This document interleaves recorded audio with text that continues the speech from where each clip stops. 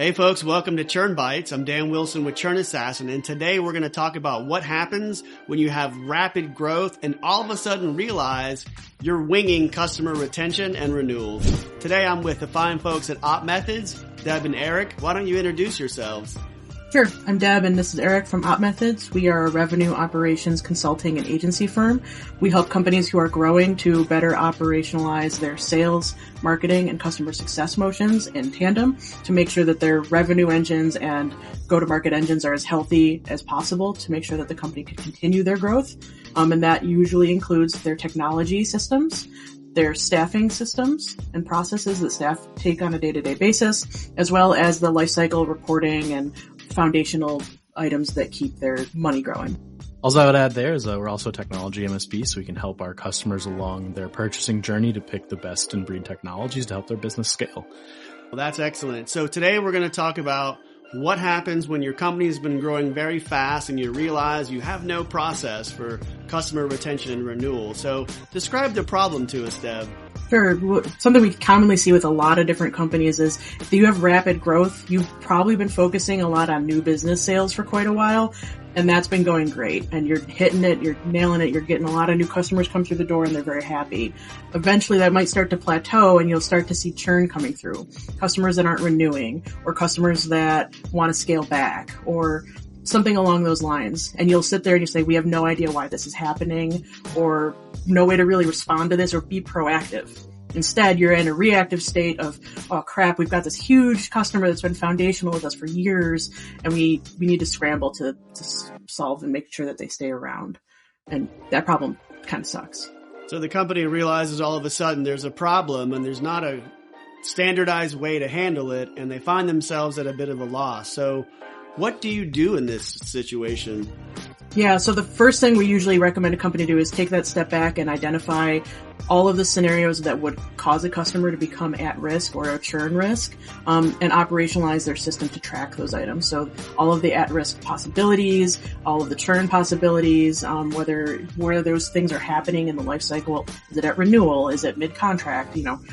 That sort of stuff. So setting up those, identifying all of those reasons and getting the system, their CRM and data systems to kind of track that as a data point so they can actually reflect upon it and not just talk about it conceptually. Yeah, and I would say that, building on what Deb is saying, obviously that's step one, making sure that all your data is where you do business and where you track it in your CRM or wherever else that may be, ideally your CRM.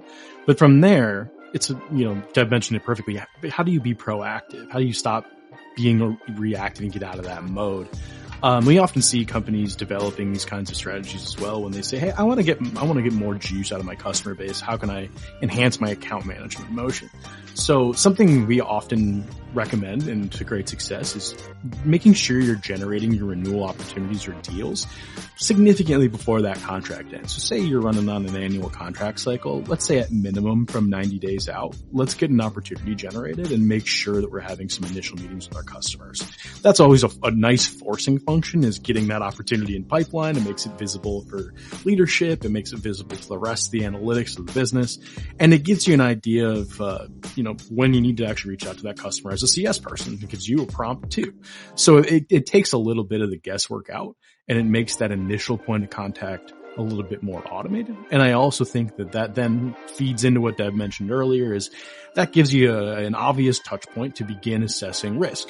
And if there is, no risk, you get the opportunity of bringing in an early renewal as opposed to, waiting out to that last second. So there's a lot of benefits to automating that renewal process other than just visibility.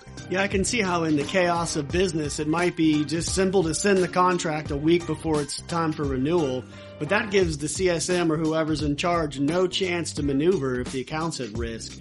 So let me summarize. Firstly, get the data in a system and start looking at it. Secondly, automate the renewal process, giving plenty of time to assess risk and be proactive, and use the systems to your advantage.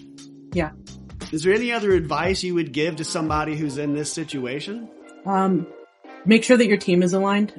your leadership is all aligned, make sure everyone is understanding the same definitions that you're working on, what all the at-risk situations are, making sure that they are all in agreement on how a renewal takes place and how maybe an upsell takes place, so that you're not scrambling at any point. You don't want to get to that point of you do check in at 90 days before renewal and they say, yeah, we've been having this problem with your product and we're actually kind of thinking about looking at competitors. You don't want to scramble. Like that scramble, even at 90 days, kind of sucks. So, when you turn around and have to talk to the product team about what those problems are, make sure that they're aligned.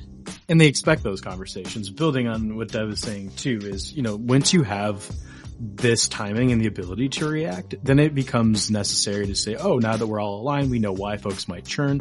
Let's start leaning on maybe the marketing org or another part of the business that is helping with communications to develop what we like to call playbooks for folks to run to say, when these scenarios, when we're dealing with these common causes of churn, especially now that we have these earlier warning signs, how do we go and mitigate those? We should have organizational playbooks for those bigger buckets that you're going to encounter out there in the marketplace.